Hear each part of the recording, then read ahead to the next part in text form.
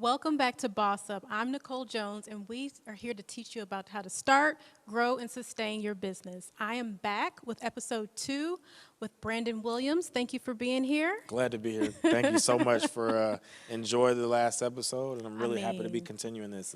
you gave a wealth of information in terms of your start in the actual industry, making a pivot in the industry to work with the Steve Harvey Global Network, and just essentially your true feelings in that process, like Sure. what that process felt like, some of the struggles that you were going through, and how you actually overcame some of those things. So Absolutely. thank you for sharing that information. I appreciate you being so open and candid with that. Yeah, no, I mean, I think the reality is, real is what people want. I could tell you a made up story, but the reality is what's most important because, especially in today's age, people pretend that like everything is perfect. Yep. It's what, social media is amazing and great for all the wealth of information it provides.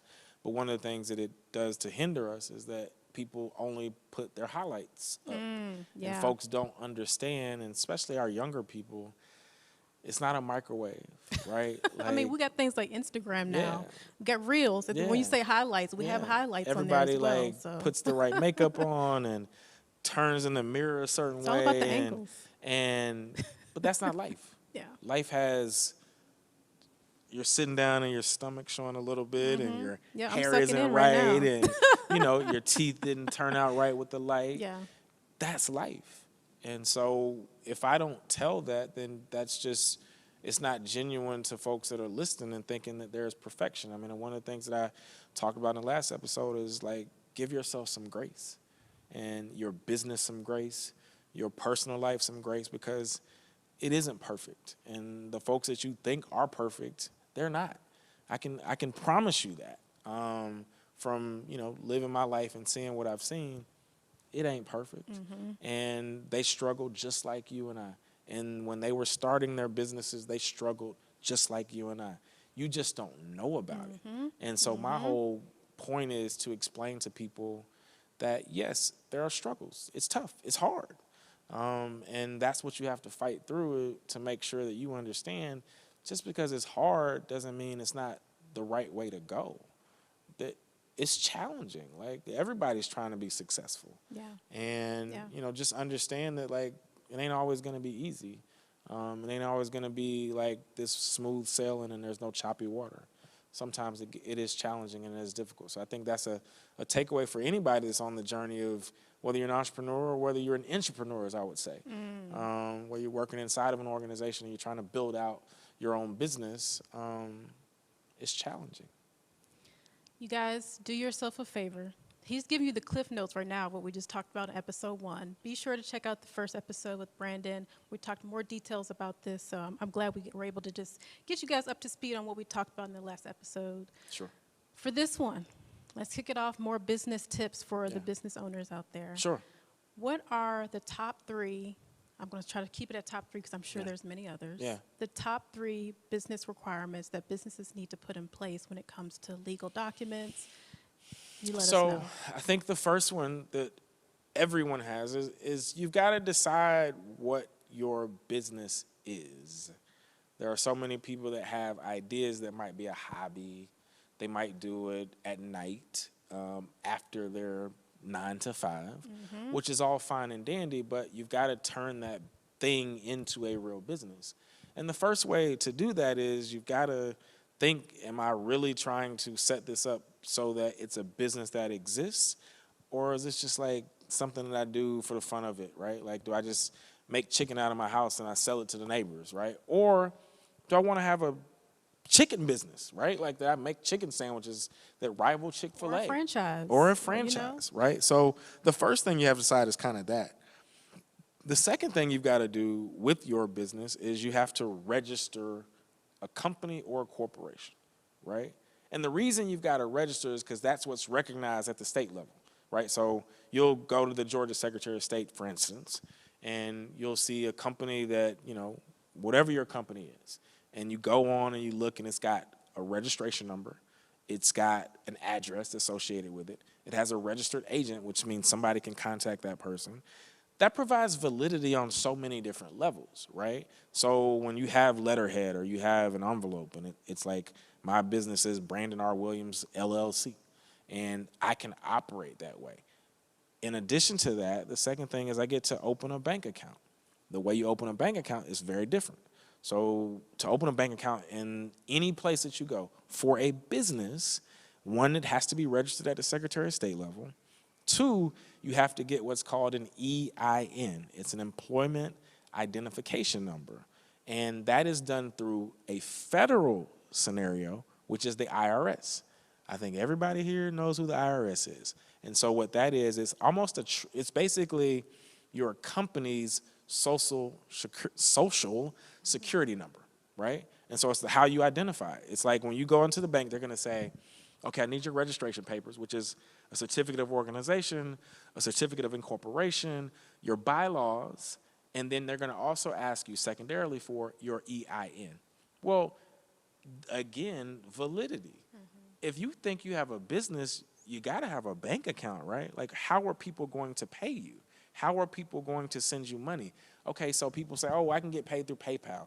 I can get paid through Cash App. Yeah. Well, they're getting ready to start regulating that too. So it's not going to be just as simple as like, oh, okay, well, I'll just do those, which when they start regulating them, they're going to tie them to something. Again, it's same how, you know, when you get your passport, it says you got to put your social security number in there. That's your business's social security number. It's your EIN. That is how you operate. That is how you do anything. That is how you pay taxes. So again, you can't start a business if you don't plan to pay taxes. So that's the second thing. The third thing that I would say is, you know, and this one is a little bit of a nod to a professional. Hire professionals. Some people say, well, I don't have the money. There's some level of a lawyer that you know, an accountant that you know, and just talk to them about what you're trying to do. Again, I'm all about validity, right? Like if you're serious about this thing, if you've taken the time to register and or seek out an EIN and or you should be talking to somebody that looks like me or sounds like me. You might not be able to afford just me, but there's all ranges of lawyers. There's all ranges of accountants. But again, the purpose of this is you want to do things right from the day one. Those are three things, and those are like basic things that, and when I say basic, not because they're like so simple and like everyone knows them, I say it because if you legitimately are trying to start a business, you need all three, right? Like, yeah, you can go and like, all right, well, I got, you know, I'm selling records out of my back of my trunk. I'm not saying it's not a business. Master P started a empire off of that. So you start where you start, but then you will get to a point. I got to have a company, right? Like once you've sold all the like, you know, cakes to the neighbors and you're trying to expand it, okay, well, how are you going to start something? If you try to go get a lease, you know what they're going to ask you for? Where's your certificate of organization? Where's your EIN? Who's signing the lease? Who's the guarantor? If you don't have those things, you can't go get no space, right? So when I say those are kind of the foundational points, you got to get there. But those are the things that when the world wants to know, are you a legitimate business, those are the important things that I think you have to start with. I think that's super helpful. I think a lot of people, you know, depending on where you are in your business, I think those are definitely the foundational pieces that you have to be able to start. You need those as validity to your business. Yes. You can't go any further if you're trying to be a serious business. Otherwise, you got a hobby. You got a hobby. Yeah. You can't put on your taxes. All that money was just out the window. Yep. And you can't get Absolutely. that back. Yeah. So appreciate you for sharing that because that's going to be super helpful for someone. And For sure. we rattle off a lot of acronyms, you know, a lot of different documents that needed to get done. But these are fairly simple documents that you can get literally online. Yeah. You don't have to go into the offices. You can actually do them online depending on what state you're in. And listen, I would say to everyone, again, not a knock against professionals, but the way that this has been democratized with like a LegalZoom, or LegalZoom essentially is like a law firm for, especially for things like this. I mean, you can get on LegalZoom right now, start a company, and they have people that will help you. Now, they're not going to provide you legal advice, but if you did a little bit of research and said, hey, I want to start a company in Virginia, they would help you start the company. You provide the name. It's like going online and applying for a bank application. It's almost that simple. So for people to say, I don't know how to do it, or there's so many resources now that didn't exist 20 years ago that allow you to have these things. Maybe you can't afford a me. You can go on LegalZoom. You can go on the Secretary of State and like, okay, well, how much this costs? Most people now, they've got lawyers in their family. They got somebody connected to them. They've got an accountant somewhere. They can at least ask, how can I do this? How can I start this? I get calls all the time. And I'm not even charging people to ask me a question. I'm like, well, this is what you would do. Here's how you would do it. There you go. And I point them in the right direction. I'm not doing it because I need something from it. It's just I want to see people be successful. And if you're really trying to start a business and grow a business, those are some things that you just have to have. Yeah, for sure, for sure.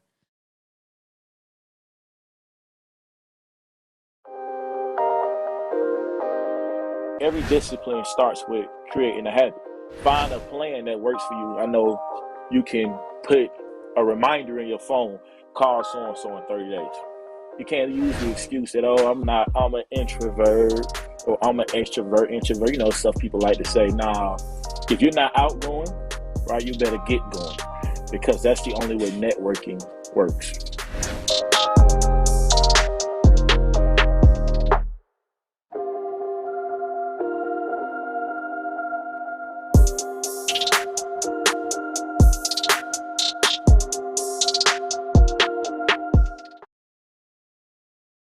Freedom. It's at the core of who we are. The freedom to live without fear, to jog where we please, to wear a hoodie. The freedom to breathe. Before we celebrate the freedom most Americans have, we must fight for the freedom all Americans deserve. Because all lives can't matter until Black lives matter.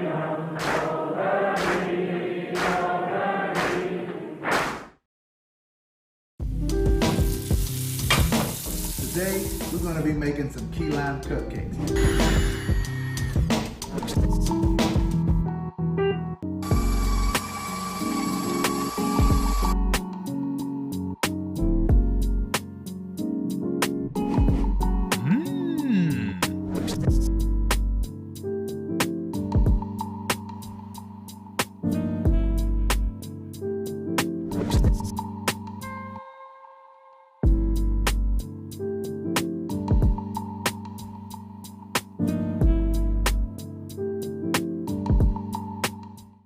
So we've gotten to the place where we started the foundational pieces. They're in place. We're solidified. Yeah. We're good now. Yeah. Now let's talk about the funding piece. Yep. You have worked with a lot of different companies. You've secured a lot of mergers and acquisitions. In the last episode, we talked about, I think it's over 100 billion plus that Yeah. you've worked on within any given company. Yeah. How then do entrepreneurs be able to secure that level of funding, grants, what have you, or work with someone like you to help secure something like Yeah, that? so I think that there's, what a lot of people start with, and you'll hear people say this or they'll throw it out, is kind of like friends and family, right? Yeah. And in a lot of worlds, the businesses, the first funders are people you know, right? You tell someone, hey, mom, dad, uncle, aunt, cousin, brother, I got this great idea, and I need $5,000 to start it, right? Whatever. And the first set of money will come from that. And it might be $5,000 just to get it kicked off and get the thing started. It's because what most people, when they say funders, the first question a lot of times, financiers or people that like invest, like, how much money do you have in it? Like, and the reason for that is, how committed to this idea are you, right? I know you're working at it, but do you have any money in it? Do you have, yes, you got some equity in terms of sweat equity. Hey, man, I poured all of my savings in this, $27,000. Yep. Okay, then that tells me you're super serious about it, right? And then you got to start growing with some revenue, right? You got to be making some sales or providing some services that people will pay for. So if you're not providing legitimate enough or enough of that, so you get $5,000 from mom and dad, and then, all right, well, now we've got, $100,000 in revenue for the first year, and I'm selling X, Y, and Z. And then all of a sudden, it's like after year one, maybe you're at 250,000, 300, 400,000. And then there comes a point where it's like, okay, well, maybe you go get some government money. It used to be called like SBA money, right? Like in the government now, they've got different programs, certainly minority different programs, where you can become like 8A certified, or you can become, SBA certified, so that maybe you're an African-American woman who's got a business, there's money there. Traditional bank loans can be challenging. I think they also have COVID relief through SBA now Absolutely. too as well. So they've got, obviously in today's world where it's COVID and they've got things. And so it takes steps to get to a point where you're looking at a third party. But those are the beginners, right? Like, okay, I got to take some money for myself. I got to go call a friend or a family to help me get started. And then I kind of start bootstrapping. And then it's like, okay, well, what grants, like you mentioned grants, what other programs does the government offer that can provide me $250,000 or $350,000 to like get to that next stage? And then when the sales get significant, and then all of a sudden you're like, okay, well, we're at $500,000 or $750,000. And then you can justify going to somebody and saying, hey, we're almost at $1 million in revenue, but we need X amount so that we can quadruple that. So you have to make a case for it. What would the money do? Like, okay, well, if I gave you $500,000, one, what would you do? What would you use those funds for? Mm-hmm. Two, what is that going to do, and how am I going to get my money back? Is it equity, which means it's not a loan, which means I'm buying part of your company?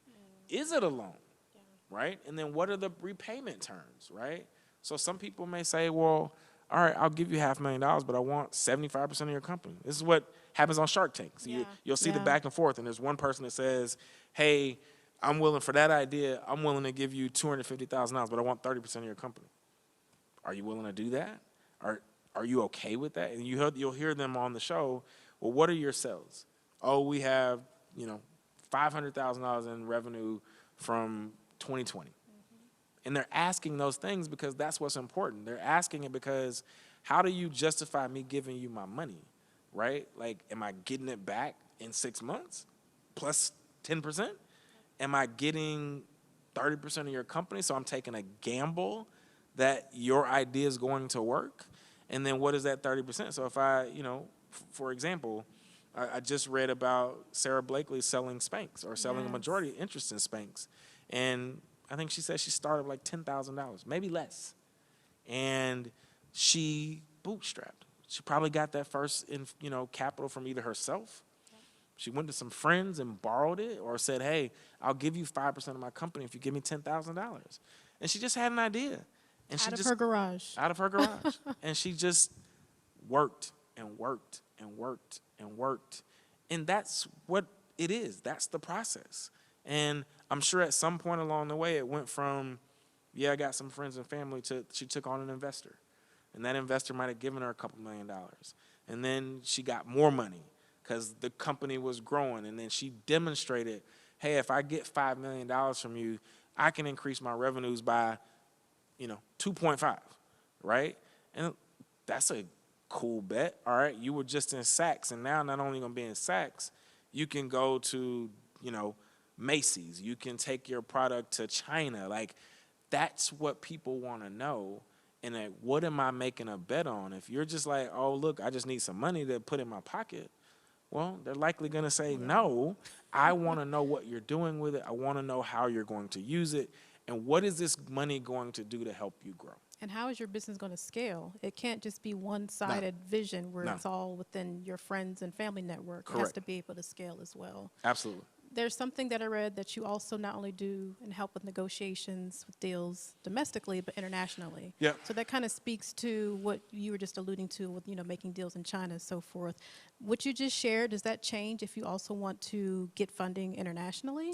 So I don't think so. I mean, I think business is business, right? Like, the regulations and the norms may change, but people who fund in Africa or the Middle East are no different than people that fund in America. Like they want to see the same, they ask the same types of questions.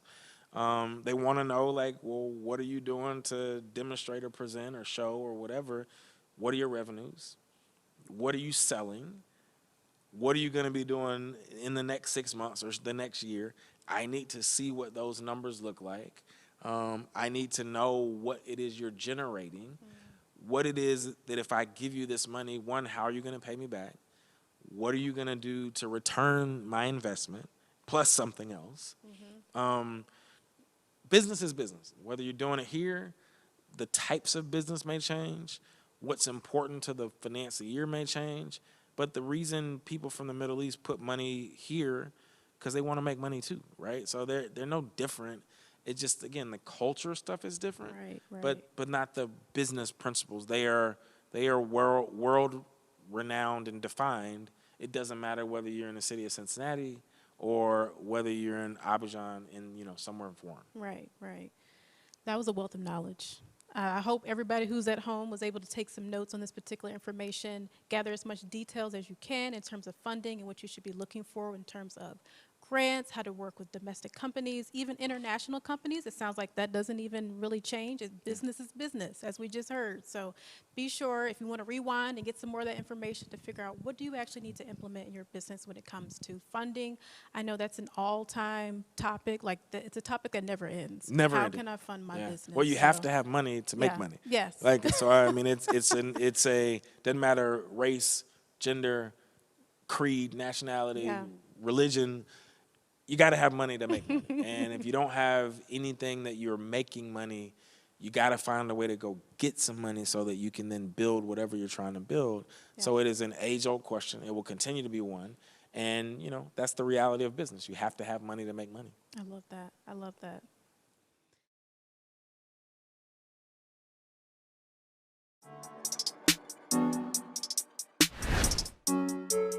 Why do you think these men don't want to get married? It really depends on an individual's why we're getting married. A lot of the things that make a man good are kind of intangible. And his credit score shouldn't be the metric for what makes him good. This is the story of a boy who is very sensitive to lights and sounds. So he built secret hiding places where nothing could get in. The boy didn't like looking people in the eye. It made him feel uncomfortable. One day, he found out he had something called autism. His family got him help. And slowly, he learned how to live with it better. Early intervention can make a lifetime of difference. Learn the signs at autismspeaks.org. Well, look, you might not be popular, but my favorite character is Celestial because one of the quotes that I wrote down in the book that kind of stood out to me was, "Love is the enemy of sound judgment." She seemed like a very needy woman.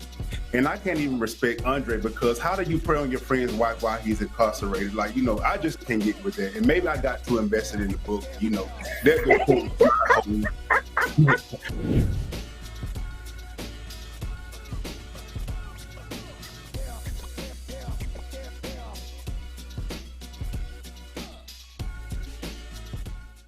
So we just heard you have to have money to make money. So let's go back to, that brings me to another topic about negotiations. How do you begin to make those negotiations with companies in terms of them want to actually invest in your business? Sure.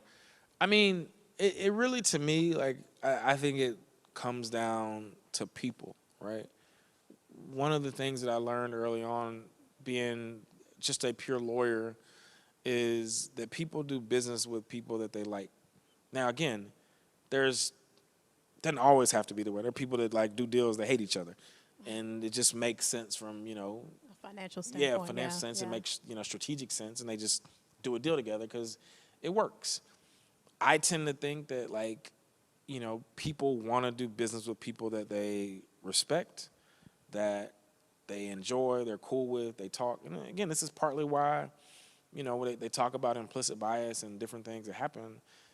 Yes, it's racial sometimes, but the reality is everyone does it, right? We all congregate to the people that we like, right? You walk in a room, you see a friend, you immediately go talk to that friend because it's comfort, right? So, yes, like when people are, you know, this CEO talks to that CEO and they're at the same country club, it's not always racial. It's who's in your circle, right? Yeah. So find a way to be in the circles where people that like provide money. Like sometimes that means, hey man, I gotta be uncomfortable in an environment. I gotta go where people that do deals are.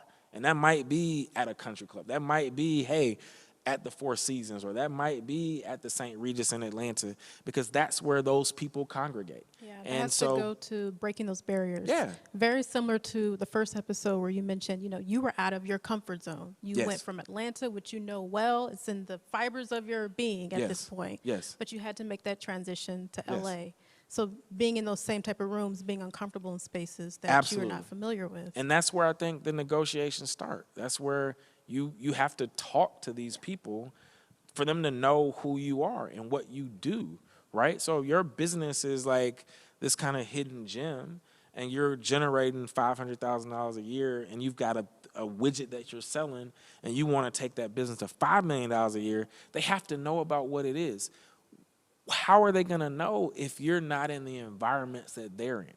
And so find ways. It doesn't have to be you. Find a way that your lawyer is in those rooms. Find a way that your accountant is in those rooms. When I talked about that third level of like what's important foundationally, you might not be comfortable, and you might say, I don't want to do it. I'm not comfortable going to wherever.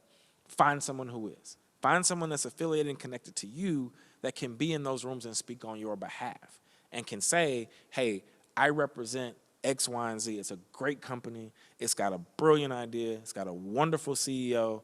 And what they need is X, Y, and Z to get to the next level. I'd love an introduction. When can I meet them? And then that's how it happens. It's like you got to get yourself in the room and in the environments and be open to being given that opportunity to pitch or to say, hey, I've got a great business and I need some money. How do I get to that next step? You're going to be in some rooms that maybe you're not always in. Maybe you haven't always been in. Find a way to get to those rooms and then start talking about yourself, talking about your company. Because what I've always said to people is what's important to people that are like supporting or going to support your business, they fall in love with like people. It's not the business. And when I used to like represent companies, it wasn't the idea or the company that interested me. It was the CEO. Because what I took a bet on is that whether this company works or not, that person is going to be successful. So that's what attracts people. Be energetic. Be like, be passionate about what it is you do. If you come into me and you talk about your company, you're kind of sulking and like, oh, I mean, I just got this little business. It's doing okay. This little business. I'm not drawn by that. Yeah. It almost doesn't matter what it is. But if you come in lively and like you're excited and like what's important, when I see now when people come to me and they're like excited about a show idea and they're excited about like some concept, I may not even think it's that great. But I'm like, that person, Right. they live this, they want this, this is important to them. So whether it's this idea or something else, I want to ride with them. And that's what I think people that lend money, and what I said is like, remember I said it's like an energy thing, right? Like people want to be with people that like, what is it that attracts me to you? What is it that attracts me to your business? It's not just the idea. It's a bunch of people got business ideas every single day. You've seen them, you know them, you've talked to them on this program. Yep.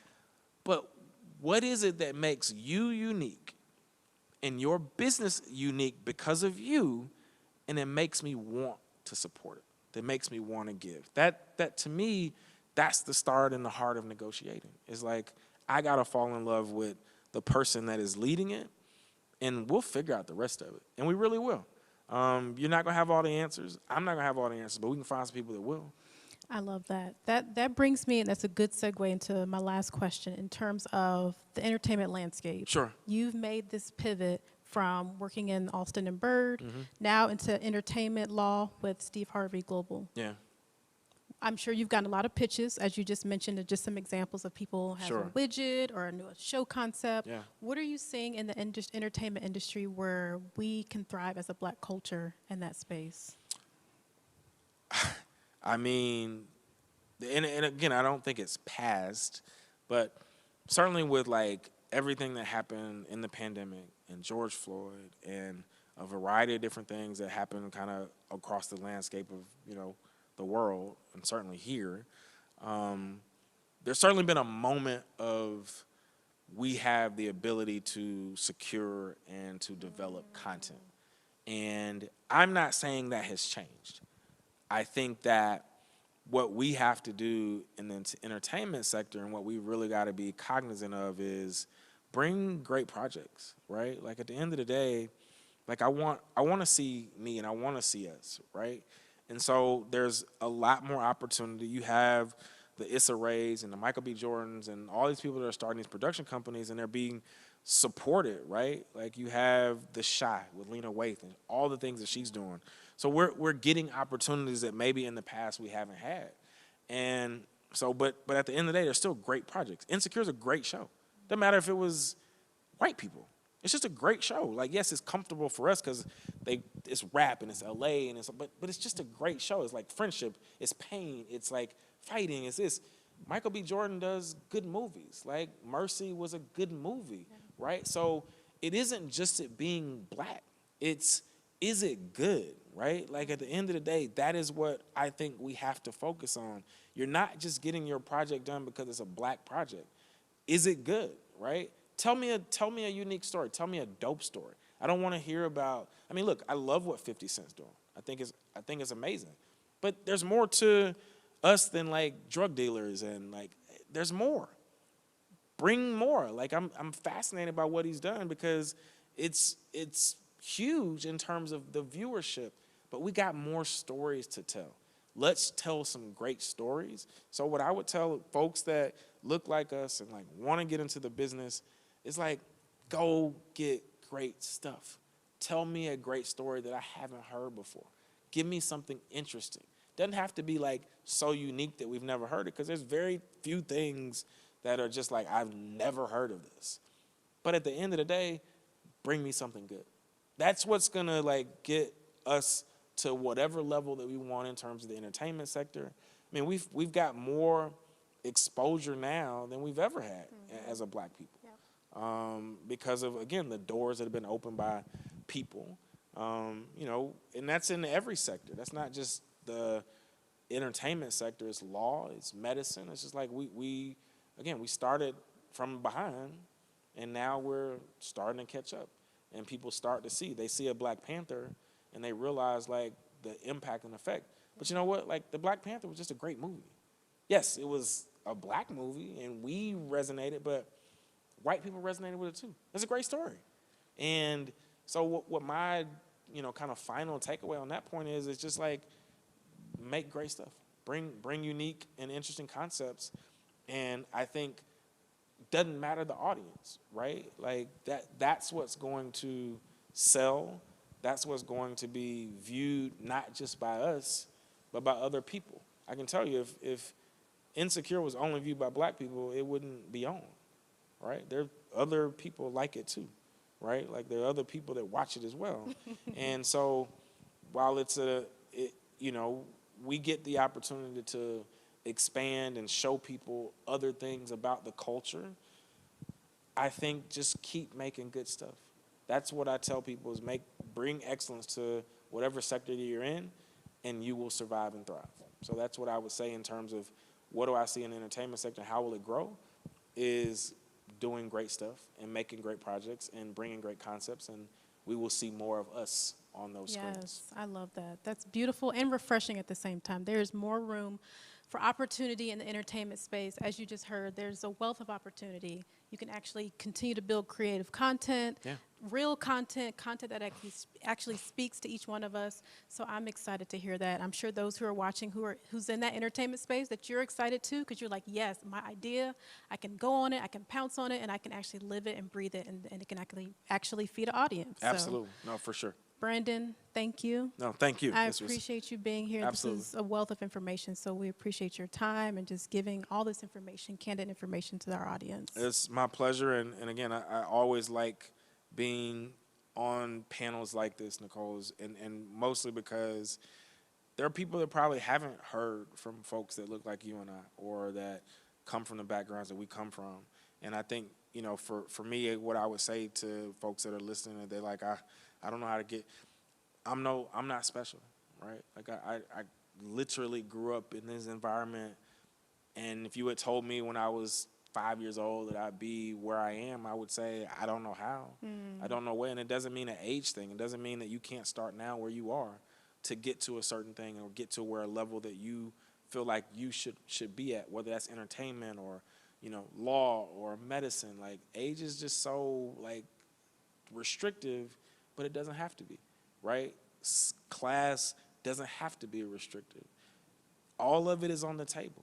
If you dream it and can think it, it's in your heart, it's possible. And that's what people have to understand is, like, there are no special people. Yeah, there's some people that are talented. There's some people, you're not going to be 6'9" and 270 like LeBron James. That's just physical. That's just God-given. But you got other stuff that's your God-given ability. And if you seize upon that and understand that, like, the opportunities are there, we can make the best of them no matter what it is. And we can go from, you know, Chapel Hill Elementary School to opening businesses in the Middle East within a generation. It's all possible. Yes, I love it. I received that one. Yeah, there you go. Yeah. Well, thank you guys for tuning in to Boss Up today with Brandon Williams. We super appreciate your time here. Make sure you catch on episode 1 if you're just catching in on this episode and you kind of cheated and heard this episode because we're talking about funding, everything everybody wants to hear. Make sure you listen to episode 1 as well. Thank you guys for listening, tuning in. Make sure you share this with your friends and family, and we'll see you again. Thank you.